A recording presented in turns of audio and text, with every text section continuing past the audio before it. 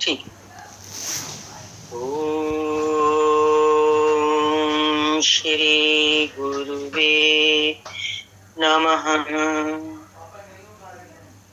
अष्टावक्र गीता 13वां प्रकरण। आज सूत्र 4 पर विचार करेंगे। सूत्र का अनुवाद ले रहे हैं। कर्म और निष्कर्म के बंधन से संयुक्त भाव वाले शरीर में आसक्त जो योगी है, मैं इस देह के संयोग वियोग से सर्वदा पृथक होने के कारण सुखपूर्वक स्थित हूं। राजा जनक अपनी स्थिति कैसी बता रहे हैं कि वो देह के संयोग वियोग से अपने को अलग महसूस कर रहे हैं, इसलिए सुखपूर्वक महसूस कर रहे हैं। उनकी स्थिति सुखपूर्वक है। इसी की व्याख्या देख लें। जहां शरीर में आसक्ति है वहां अहंकार मौजूद है। आसक्ति मीन्स ये शरीर में हूं, ये शरीर मेरा है, मेरा शरीर ठीक ठाक रहना चाहिए, मुझे कुछ हो ना जाए, ये आसक्ति होती है ना। उसी को सजाते संवारते संभालते रहना आसक्ति। जिसके बिना लगे मैं रह ही नहीं सकता,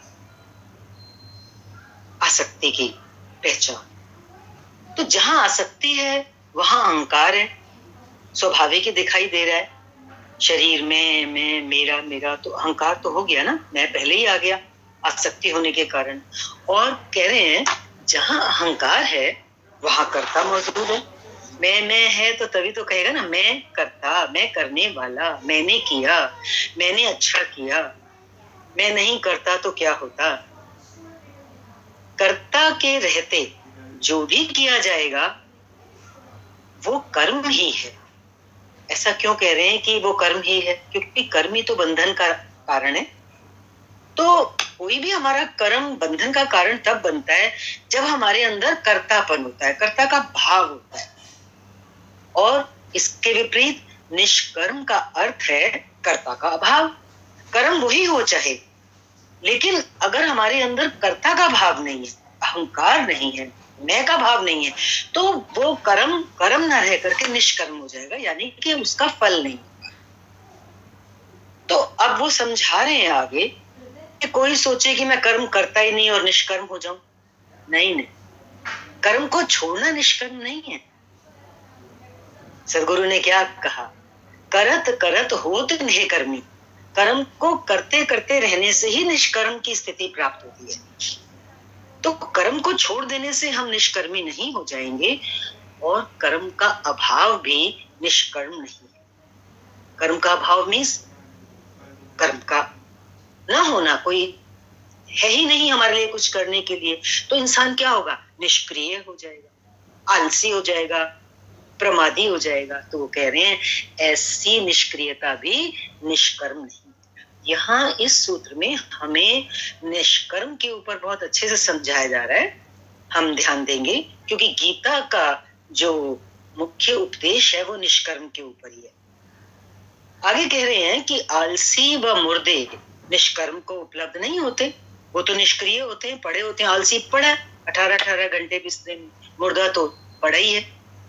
तो उनको क्या हम निष्कर्म की उपलब्धि की बात कह सकते हैं उनके लिए कि वो निष्कर्म को उपलब्ध है? ऐसा तो नहीं है। आगे बता रहे हैं कि जहां मैं नहीं है, जहां मैं नहीं है नंबर 1, जहां कर्म के पीछे कोई उद्देश्य नहीं है नंबर 2, और जहां कर्म करने के बाद उस कर्म से किसी फल की आकांक्षा नहीं है, वही निष्कर्म। इस लाइन को हमें अंडरलाइन करना है कि निष्कर्म की परिभाषा क्या है। क्योंकि जीवन में निष्कर्मता ही तो निष्काम कर्म योगी, निष्काम कर्म का रास्ता गीता हमें दे रही है, हम संसारियों के लिए, गृहस्थियों के लिए। तो हम ये समझ तो लें कि निष्काम कर्म क्या है, निष्कर्मता की स्थिति क्या है। नंबर 1, जहां मैं नहीं है मीन्स कर्ता भाव नहीं है, जहां कर्म के पीछे दूसरा कोई उद्देश्य नहीं है, ये दूसरा पॉइंट हो गया, और जहां फल की आकांक्षा नहीं। सन्यासी भिखारी को भी कर्म करना पड़ेगा। कर्म अगर कोई छोड़ के बैठ जाए तो वो कह रहे हैं ईश्वरीय कार्य में बाधा पहुंचाना है, क्योंकि जो कर्म हमें मिला है वो तो हमें ईश्वर से मिला है ना। कर्म तो करो, किंतु कैसे करो? उसे ईश्वरीय कार्य समझ के करो। मेरे प्रभु का मेरे लिए ये आदेश है, वो मुझसे ऐसा कराना चाहता है। ऐसा करने से कर्तापन से मुक्त हो जाओ, कर्तापन से मुक्त हो जाओ और निमित्त मात्र बन जाओ। निमित्त मीन्स हम तो ईश्वर के दास हैं या हम उसके सेवक हैं, उसके हाथ का एक यंत्र है, वो जैसे नचाए तो निष्कर्म की स्थिति उपलब्ध हो जाती है। कर्ता का बोध ही अहंकार है। एक ये भाव आ जाना कि मैं कर्ता, यही अहंकार है। जो सबसे प्रारंभिक पाप है मनुष्य जीवन में, पाप की शुरुआत कहाँ से होती है? अहंकार से, और जो आता है कर्ता के बोध से। अरे कर्ता तो केवल परमात्मा है। हमारे पीछे जो अपने शरीर से मन से करते हुए दिखाई देते हैं, इसके पीछे शक्ति कौन है जो चला रही है? तो परमात्मा की शक्ति है। तो हम कर्ता नहीं है। सो कॉल्ड हम परमात्मा को कर्ता कह रहे हैं। हालांकि और गहरे में जब ज्ञान सुनते हैं तो क्या कहते हैं? परमात्मा को कर्ता नहीं बनाओ। पर अभी यहाँ समझने के लिए कि तू कर्ता नहीं है, क्या कर्ता केवल परमात्मा। कैसे परमात्मा करता है? परमात्मा ने तो एक व्यवस्था बना दी, सृष्टि का चक्र चला दिया और सब उसके नियम से चल रहा है। कर्म अगर हम नहीं करते हैं तो कर्म ना करना भी उस परमेश्वर के कार्य में बाधा पहुंचाना है, जो पाप है। निष्कर्म कैसा है? अपेक्षा रहित होता है। चौथी पहचान निष्कर्म की है कि वो किसी से अपेक्षा नहीं करता। जब कोई काम करता है तो कुछ पाने के लिए छोड़ना भी निष्काम नहीं है। ये भी एक निष्काम की पहचान है कि हम परमात्मा को पाना चाहते हैं और संसार को छोड़ दें। ये तो सौदेबाजी है, ये त्याग नहीं है। वासना पूर्ति हेतु किया गया, वासना पूर्ति मीन्स अपनी इच्छा को पूरा करने के लिए यदि हम कोई भजन पूजन पाठ भी करते हैं तो वो निष्कर्म नहीं है, क्योंकि इच्छा रख ली ना। ये सकाम कर्म ही, सकाम मीन्स जिनके पीछे हमारी कोई कामना होती है, दुखों का कारण है। 2 रुपए का नारियल चढ़ाकर एक हनुमान चालीसा का पाठ करके लंबा चौड़ा मांग पत्र रख देते हैं, ये कोई साधना नहीं है। मांगना संसार है और नहीं मांगना साधना है। हे प्रभु, मैं तेरी शरण, मुझे तेरे से कुछ नहीं चाहिए, बस मुझे अपनी शरण में रख लो। कर्म से भागना भी कर्म है। हमारे सामने जो सहज में आ पड़ा, हम उसकी उपेक्षा करें, डर के भाग जाए। कर्म से भागना भी ये एक प्रकार का कर्म हो जाएगा, समझ रहे हो ना? क्योंकि जब हम कर्म से भाग रहे हैं तो हमारे अंदर अहंकार है ना कि मैं इस कर्म को नहीं करना चाहता, या मैं इस कर्म को नहीं कर पाऊंगा, डर जाऊं तो भाग जाऊं। डरने से आदमी भागता है, एस्केपिज्म। तो वो भी क्या है? कर्म हो जाता है। ये समझने की चीज है। कर्म से भागना भी कर्म है, इसमें भी कर्ता भाव है। मैं भागने वाला, मैं कर्म को छोड़ने वाला, ये भी तो कर्ता भाव हो गया, क्योंकि मैं आ गया ना वहां पे छोड़ने में। गीता में कहा है, इस लोक में कर्म सिद्धि को चाहने वाले लोग देवताओं की पूजा करते हैं, देवता सहायता देते हैं, ईश्वर स्वयं नहीं देता। शरीर के लिए आवश्यक कर्मों का करने वाला स्वाभाविक रूप से कर्म करने वाला कर्म करते हुए भी कर्म बंधन से मुक्त रहता है। ठीक है? क्या बोला? ईश्वर स्वयं नहीं देता। कोई जैसे देवी देवताओं की पूजा करता है तो ईश्वर उनके माध्यम से उनको देता है। और वो ये भी कह रहे हैं कि जितने कर्म हमारे शरीर के लिए आवश्यक है उनको करना, और कुछ स्वाभाविक रूप से हमारे सामने आ पड़ते हैं, नॉर्मल नेचुरल, उनको करना। उन कर्मों को करने वाला और उन कर्मों को करते हुए हम कर्म बंधन से मुक्त हो जाते हैं, ये बता रहे। तो परेशानी कहाँ है? समझना क्या है फिर? अगर सहजता पूर्वक जीवन चलता रहे तो समझने की चीज ये है कि आग्रह पूर्वक हठ पूर्वक किया गया हर कर्म बंधन। आग्रह पूर्वक ये मैं करूं और ये मैं ना करूं, आग्रह आ गया ना हमारा। हट कर लूं, ये तो मुझे करना ही करना है, हट कर लूं, ये तो मुझे करना ही नहीं, तो ये क्या हो जाएगा? कर्म, ये कर्म बंधन हो जाएगा। त्याग और ग्रहण दोनों में आग्रह होने पर बंधन है, जैसा भी बताया। यदि किसी भी कर्म के करने से हमारे अंदर कोई एक्सपेक्टेशन है, अपेक्षा है, तो वो हमारे अंदर असंतोष पैदा करती है।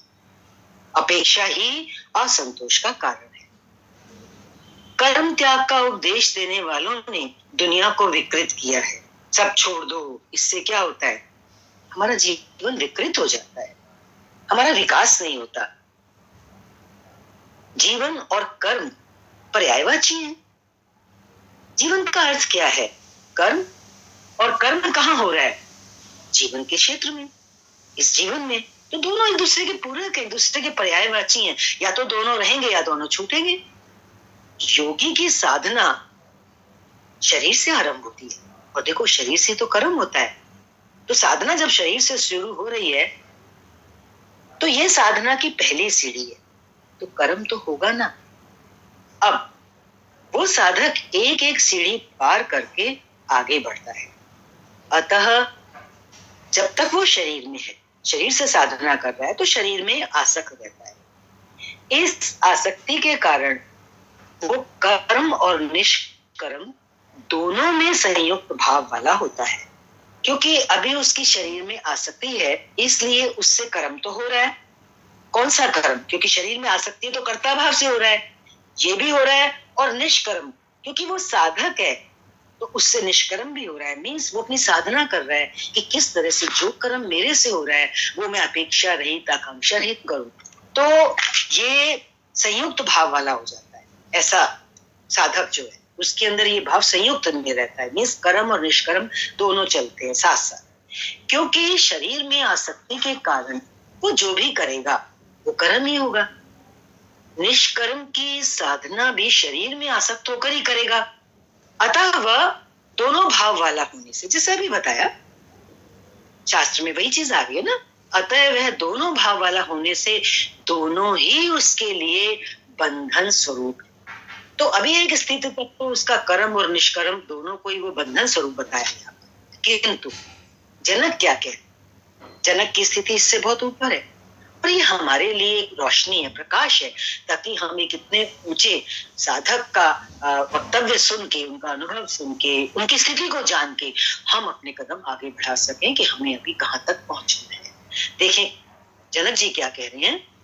ये तो एक साधारण साधक का ऊपर बताया अभी, किंतु जनक कहते हैं कि मैं इस देह के संयोग और वियोग, उस देह का ना उनको संयोग महसूस हो रहा है ना वियोग, दोनों से ही अलग हूं। और कहाँ हूं मैं? कहाँ स्थित हूं?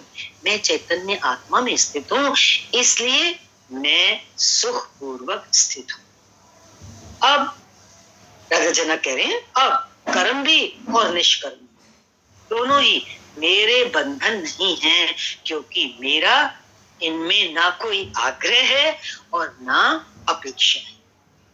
बहुत अच्छी तरह से इस सूत्र में हमें कर्म के बारे में, साधक को कैसे ध्यान देना है, कैसे अपनी स्थिति को बढ़ाना है, बहुत स्पष्ट करने की कोशिश की गई है। अगला सूत्र देख रहे हैं, अनुवाद। मुझको अब ठहरने से, चलने से या सोने से अर्थ या अनर्थ कुछ भी नहीं। अर्थ या अनर्थ मीन्स भला या बुरा। इस कारण मैं कहीं ठहरता हुआ या कहीं जाता हुआ या सोता हुआ भी मेरी स्थिति कैसी है? मैं तो सुखपूर्वक स्थित। ऐसा राजा जनक अपना अनुभव बता रहे हैं। व्याख्या देख रहे हैं इसी अनुवाद की। अहंकार मनुष्य को जन्म से ही मिला है। संसारी यदि अहंकारी है तो आश्चर्य की बात नहीं है, क्योंकि संसार का सारा खेल अहंकार का है। किंतु ये अहंकार ज्ञान प्राप्ति में बाधक है। संसारी के बनस्पत धार्मिक व्यक्ति का अहंकार अधिक होता है, क्योंकि वो क्या समझता है बाकी सब हीन है, मैं बहुत ऊपर उठ चुका हूं। उसका अहंकार ज्यादा हो जाता है, क्योंकि अहंकार हमेशा दूसरों का ध्यान अपनी ओर आकर्षित करना चाहता है। जो धार्मिक हो जाता है वो चाहता है सब लोग मेरी तरफ ध्यान दें, मुझे एक विशेष स्थान दें, वो सबका ध्यान लेना, आकर्षित करना चाहता है। हम अपना भोजन, वस्त्र, मकान, जेवर, कारें आदि का उपयोग भी तो उपयोगिता के आधार पे ना करके कैसे करते हैं? अहंकार तृप्ति के लिए करते हैं। बड़ा घर हो, अच्छे अच्छे वस्त्र हो, अच्छे जेवर पहन के निकले, बड़ी गाड़ी में निकले, तो किस लिए? किस लिए? उसकी कोई उपयोगिता थोड़ा है। दुनिया देखे और हमारे अहंकार को तृप्ति मिले, हम दिखावे के लिए करते हैं। अब देखो, समझने की बात यह है, साधना के मार्ग में जिसकी निजता श्रेष्ठ नहीं होती, वही दिखावे में रुचि लेता है। जिसकी निजता, हमारा स्वयं, हम निज, हम श्रेष्ठ नहीं है, तो हम बाहर से श्रेष्ठ बन के दिखाने की कोशिश करते हैं आसपास। तो दिखावे में रुचि क्यों आई? क्योंकि हम भीतर से खोखले हैं। गुरु और शास्त्र हमें भीतर से उठने के लिए, भीतर से भरने के लिए, और जो हमारा स्वस्वरूप है, जो वास्तविक स्वरूप है, जो ऊर्जा से भरपूर है, जिसके बाद किसी चीज की जरूरत नहीं बचती है, उसकी बात करता है। तो हमारी निजता कब श्रेष्ठ होगी? जब हम इस रहस्य को जानेंगे जो गुरु और शास्त्र के माध्यम से हमें मिल रहा है, वरना हम बाहर के दिखावे में ही और खोखले होते चले जाएंगे। छोटे व हीन व्यक्तियों का अहंकार ज्यादा होता है, सर्वाधिक होता है, और जो जो अहंकार बढ़ता है, व्यक्ति की श्रेष्ठता कम होती जाती है। अहंकार बढ़ने से व्यक्ति की श्रेष्ठता कम बता रहे। कैसे? जब तक पेड़ पर फल नहीं आता, पेड़ सीधा खड़ा होता है, डालियां सीधी होती हैं, और जैसे ही पेड़ पर फल आ जाता है तो डालियां झुक जाती हैं। तो अहंकार से कैसा होता है? आदमी ज्यादा ऐसे तीखा हो जाता है, तो उसकी श्रेष्ठता बढ़ती थोड़ी अहंकार से। जैसे जैसे अहंकार कम होता है, नम्रता आती है, हम झुकते हैं, तो झुकने में श्रेष्ठता है। साधक जानता है इस बात को। मनुष्य भी प्रकृति का ही एक अंग है, प्रकृति के अन्य सभी अंग। अब देखो, प्रकृति मनुष्य को क्या समझा रही है? ये बात क्यों कही कि मनुष्य प्रकृति का एक अंग है? अब हम प्रकृति को देखें और फिर अपने को देखें कि अगर हम प्रकृति के अंग हैं, तो प्रकृति को यह देखें कि प्रकृति चल कैसे रही है। प्रकृति के अन्य सभी अंग निरुद्देश्य जी रहे हैं, उनका कोई उद्देश्य नहीं है। पेड़ बड़ा होता है, फल देता है, पत्ते होते हैं, छाया देता है, दूसरों को फल देता है, क्या उसका कोई उद्देश्य होता है? नदी बह रही है, जल दे रही है, हवा बह रही है, सबको वायु दे रही है, क्या उनका कोई उद्देश्य है? नहीं, वो अपने स्वभाव में जी। लेकिन इसके विपरीत देखो, मनुष्य ने अपने जीवन का उद्देश्य निश्चित कर लिया, उसने अपने काम का उद्देश्य निश्चित कर लिया, यहाँ तक कि खाना, पीना, उठना, बैठना, चलना, फिरना, सोना आदि के भी उद्देश्य बना लिए। किंतु सृष्टि का जो निर्माण किया है इस प्रभु ने, ईश्वर ने, वो किसी उद्देश्य से नहीं हुआ है। एक ही चैतन्य ऊर्जा, उद्देश्य से क्यों नहीं हुआ है अब यहाँ आगे समझा, ध्यान देंगे। क्योंकि इस पूरी सृष्टि के निर्माण के पीछे एक चैतन्य ऊर्जा है, एक। वो स्वाभाविक रूप से वो चैतन्य ऊर्जा जो है, अपने गुण, वो 3 गुण जो हैं और कर्म, उनके अनुसार प्रस्फुटित हुई है वो चैतन्य ऊर्जा एक जो है। और इस तरह से वो जब प्रस्फुटित हुई है, उसका विस्तारण हुआ है, बृहद, वो फैली है, तो फिर वो फैलती ही चली गई। अब ये फैलना और उसका प्रस्फुटन जो है, ये उस चैतन्य ऊर्जा का कोई उद्देश्य नहीं है, ये उसका उद्देश्य नहीं है, ये उसका स्वभाव है, फैलना। उद्देश्य निश्चित करना मनुष्य की व्याख्या है। देखो, ईश्वर का भी कोई उद्देश्य नहीं है, इतनी बड़ी सृष्टि बना दी उसने, और मनुष्य एक छोटे से जीवन में, छोटे से दायरे में कितने उद्देश्य बना लेता है। तो हम कहीं गलत है ना। उद्देश्य निश्चित करना मनुष्य की व्याख्या है। 100 उद्देश्य जीने से, 100 उद्देश्य में से उद्देश्य सहित जीने से अहंकार की तृप्ति होती है। हम देख लें अपने आप से, कोई बताने की आवश्यकता नहीं नजर आ रही। उद्देश्य सहित जीने में अहंकार की तृप्ति होती है, क्योंकि उद्देश्य निश्चित करने से ही संघर्ष आरंभ होता है। हम कुछ करते हैं, करते क्यों है? संघर्ष क्यों करते हैं? कुछ पाने के लिए करते हैं। जब पा लेते हैं उस चीज को, तो हमारा अहंकार बढ़ जाता है। जैसे खेल में जीतना यदि उद्देश्य हो, तो संघर्ष अनिवार्य है। अब यहाँ ये समझना है कि हम जो उद्देश्य लेकर जी रहे हैं इसका परिणाम क्या है, क्या हम उससे सुखी हो रहे हैं? हर उद्देश्य को पूरा करने के लिए संघर्ष तो करना ही पड़ेगा, और संघर्ष करने में क्या होगा, क्या सुख मिलेगा? धन इकट्ठा करती है दुनिया, है? धन इकट्ठा करना उद्देश्य हो तो क्या क्या करना पड़ता है? शोषण, दूसरों का एक्सप्लॉइटेशन, बेईमानी, भ्रष्टाचार, ये सब जरूरी है। अब देखो, एक विद्यार्थी को परीक्षा में पास होना हो तो पास होने के उद्देश्य हो तो 1000 हथकंडे आवश्यक है। लेकिन देखो, जो कार्य स्वभाव से होते हैं, स्वभाव मीन्स जैसे वायु का स्वभाव बहना है, जल का स्वभाव शीतलता है, ये स्वभाव है उनका, तो उनमें कोई अहंकार निर्मित नहीं।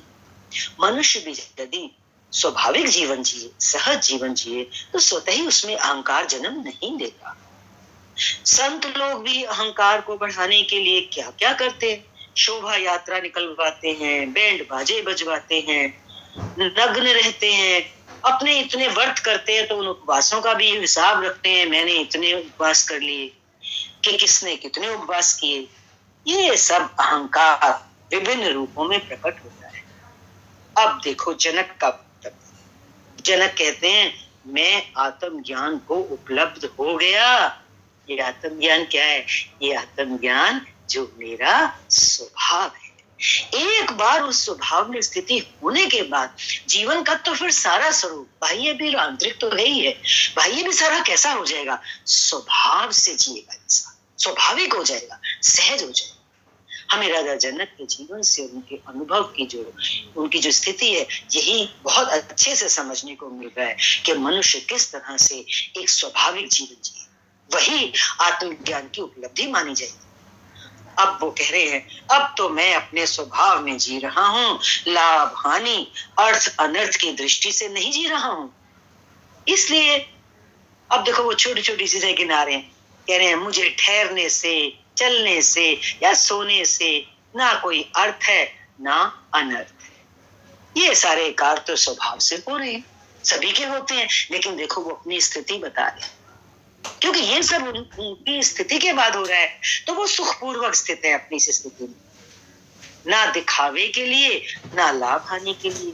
ये सब जो स्वभाव से हो रहा है, इसमें कोई दिखावा और लाभ हानि नहीं है। ऐसा करके मैं सुखपूर्वक स्थित हूं। सूत्र 6, सोते हुए मुझे हानि नहीं है, ना यत्न करते हुए मुझे सिद्धि है। सिद्धि प्राप्त करने के लोग यत्न करते हैं, और सो जाए तो कहते हैं अरे लाभ कैसे होगा जीवन में, मेहनत करनी तो जागो, उठो, भागो, है ना। तो कह रहे अब मुझे कोई किसी बात से ना हानि है ना मुझे कोई सिद्धि है। व्याख्या देख रहे हैं। इसी क्रम में जनक कहते हैं कि मेरे सारे काम अब स्वभाव से अपने आप ऑटोमेटिक, प्रकृति के विरुद्ध कोई कर्म नहीं हो रहा है, इसलिए अब मुझे सोने में भी हानि नहीं है, क्योंकि नींद लगना स्वभाव है, तो मैं सो जाता हूं, स्वभाव के विरुद्ध जागता भी नहीं। शरीर नींद मांग रहा है तो मैं जबरदस्ती उठ के नहीं बैठता कि सोने से मेरी हानि हो जाएगी। ऐसा नहीं सोचता कि सोने से मुझे हानि हो जाएगी, मेरा कोई काम बिगड़ जाएगा, घाटा हो जाएगा, आदि आदि। कितनी देखो स्वतंत्र स्थिति, आत्मा है ही स्वतंत्र ना, ऐसा वो अनुभव कर, स्वतंत्रता ना। मैं ऐसा समझता हूं कि बहुत प्रयत्न करूंगा तो ऐसा करने से कोई बड़ी सिद्धि मिल जाएगी। स्वभाव से जितना आवश्यक और अनिवार्य है, उतना लाभ हानि की चिंता एवं उद्देश्य निर्धारण ही अशांति का कारण है। स्वभाव से जितना आवश्यक और अनिवार्य है, उतना लाभ हानि की चिंता एवं उद्देश्य निर्धारण ही अशांति का कारण। ज्ञानी इनसे पार हो जाता है, जिससे उसे परम शांति मिल जाती है, जबकि इसके विपरीत संसारी इनसे दुखी, पीड़ित और टेंशन में रहता है, तनावग्रस्त रहता है। इस प्रकरण का आखिरी सूत्र अनुवाद। इसलिए अनेक परिस्थितियों में सुख आदि की अनित्यता, अनित्यता में सुख कैसे है? अनित्य है। सुख आया, 4 दिन रहा, चला गया, दुख को छोड़ दिया। अनेक परिस्थितियों में सुख आदि की अनित्यता को बारंबार देखकर अपने अनुभव से इंसान को समझ आ जाता है ना। बार बार हम देखते हैं सुख आया गया, फिर सुख आया फिर गया, अनित्य है, टेम्परेरी है सुख। इसको बारंबार देखकर और शुभ और अशुभ दोनों को छोड़कर जब इतना अनुभव हमारा जीवन हमें सिखा देता है तो अब ना शुभ में मन जाता है और ना अशुभ में जाता है। दोनों को छोड़कर जो योगी है, जैसे कि राजा जनक कह रहे हैं, मैं सुख पूर्वक स्थित हूं। अज्ञानी संसार में दुखी दिख रहा है, उसे संसार में दुख ही दुख दिखाई देते हैं, सुख कहीं दिखाई नहीं देते। वो दुखों को बढ़ाकर और सुखों को घटाकर देखने का आदी है। इनके लिए वो सारी सृष्टि, समाज और भगवान तक को दोष देता है। हे भगवान, तूने दुनिया क्यों बनाई मुझे दुख देने के लिए। अब दुखों की निवृत्ति और सुख प्राप्ति के लिए वो अनेक प्रकार के शुभ और अशुभ कर्म करता है ना। हर किसी के साथ हर कोई कर्म जो कर रहा है, चाहे शुभ कर्म हो रहे हैं उसे, चाहे उससे दो अशुभ कर्म हो जाते हैं क्योंकि उसको दुख अपना दूर करना है, सुख प्राप्त करना है। ऐसा चलता है संसार। दूसरों को दुख पहुंचाकर भी स्वयं सुख प्राप्त करना चाहता है। किंतु जनक कहते हैं कि मैंने अनेक परिस्थितियों में, अनेक जन्मों में देख लिया है कि जैसे दुख अनित्य है, सदा रहने वाले नहीं है, नष्ट होंगे ही होंगे, वैसे ही सुख भी अनित्य है, सुख भी शाश्वत नहीं है, वो भी नष्ट होंगे। ये तो सृष्टि का नियम है। अब इस नियम को देखो, राजा जनक ने क्या कहा, मैंने अनेक परिस्थितियों में, इस जीवन में जितनी परिस्थितियां आई और अनेक जन्मों में, मनुष्य जो ज्ञान अर्जित करता है वो कोई एक जन्म का कोई गुरु खाली और शास्त्रों के माध्यम से नहीं, हमारे अनेक जन्म के जो अनुभव होते हैं वो भी तो हमारे साथ चलते हैं। ये बात हमें ध्यान देनी है कि जीवन की किताब को पढ़ के हम कितना समझ जाते हैं। तो वो कह रहे हैं कि ये दुख सुख जो है ये परिवर्तनशील है, ये सृष्टि का नियम है। मैंने ये समझ लिया, अब मैं आत्म आनंद को उपलब्ध हो गया। दृढ़ता आ गई ना संकल्प में। अब मैं इन अशुभ और शुभ दोनों प्रकार के कर्मों को पार करके, देखो ऊपर जैसे आया था, ना शुभ करना है ना अशुभ करना है, क्योंकि दोनों ही कर्म इंसान क्यों करता है, अपने दुखों की निवृत्ति के लिए और सुखों की प्राप्ति के लिए। लेकिन ना दुख परमानेंट है ना सुख परमानेंट है, दोनों ही जाने वाले हैं। इसलिए वो ये कह रहे हैं कि मैं शुभ और अशुभ दोनों प्रकार के कर्मों के पार केवल और केवल अपने स्वभाव में सुखपूर्वक। यहाँ बहुत ध्यान देना है कि शुभ और अशुभ कर्मों से दोनों प्रकार के कर्मों से पार होना क्यों जरूरी है, क्योंकि मनुष्य दोनों प्रकार के कर्म अपने दुखों को दूर करने के लिए और सुख प्राप्ति के लिए करता है। वो दुख और वो सुख जो कि रहने वाले नहीं है, जो कि अनित्य है। ये चीज अगर किसी इंसान के समझ में आ जाए तो जैसे राजा जनक की स्थिति है, जैसे वो कह रहे हैं कि अब मैं केवल अपने स्वभाव में सुखपूर्वक स्थित हूँ। अज्ञानी इन द्वंद्वों के झगड़ों में पड़कर, दुख सुख शुभ अशुभ, इन झगड़ों में पड़कर परेशान चिंतित और दुखी रहते हैं। अज्ञानी क्या, ये छोटी सी बात को जो नहीं समझ रहा वो अज्ञानी है ना, कि दुख भी रहने वाला नहीं है सुख भी रहने वाला नहीं है। इसके पीछे मैं क्यों परिश्रम करके अपने को नीचे ले जाता हूँ। हमें चढ़ना ऊपर है, स्थिति अपनी आत्मा में बनानी है जहां हम सुख पूर्वक स्थित रह सकते हैं। तो इसलिए वो अज्ञानी है, बस इतनी सी बात है। क्योंकि अज्ञानी इन द्वंद्वों के झगड़ों में पड़कर परेशान है, चिंतित और दुखी रहता है, और ज्ञानी इनसे पार हो जाने से सदा आत्म आनंद में स्थित हुआ सुख पूर्वक जीता है। ऐसा ही जीवन शैली हमारा भी बने, परमेश्वर से प्रार्थना है। नमस्कार है, कोटि कोटि नमस्कार है शास्त्र को, जहां से हमें इतना प्रकाश मिल रहा है, इतनी शक्ति मिल रही है कि हम अपने संकल्प में दृढ़ता ला सकते हैं। और वो ये कह रहे हैं कि ज्ञानी इन सबसे द्वंद्वों से पार हो जाने से सदा आत्म आनंद में स्थित हुआ सुख पूर्वक जीता है। और ये अवस्था जब जिस मनुष्य को मिल जाती है, जैसे राजा जनक को उपलब्ध हुई, ये अवस्था ही मोक्ष और निर्माण की अवस्था है। इति श्री अष्टावक्र गीतायाम त्रयोदशो प्रकरणम समाप्तम। ओम शांति शांति शांति।